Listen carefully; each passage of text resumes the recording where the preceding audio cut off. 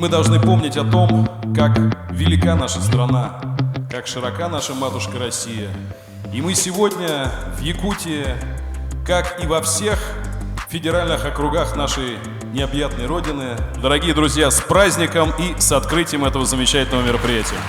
Очень рад тому, что подобные действия происходят у нас в регионе. На данный момент почти около 2000 человек зарегистрировалось. Якутск из всего Дальневосточного округа выбран как начало всего вот этого действия. Я думаю, будет очень интересно. То есть национальный костюм, можно сказать, сейчас в тренде? Масштаб большой. Я впервые на таком большом мероприятии. Мне кажется, что запрос молодежи, вот им нужна точка опоры для того, чтобы не только любить свою родину, но и поддерживать ту политику, которую проводит руководство нашего государства. И я думаю, что они услышали это.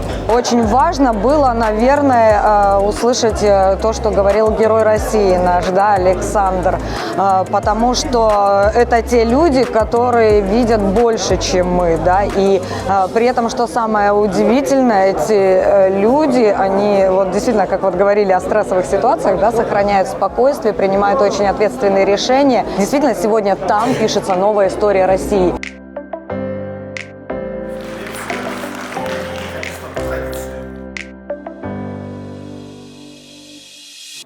Я возьму оттуда одну историю.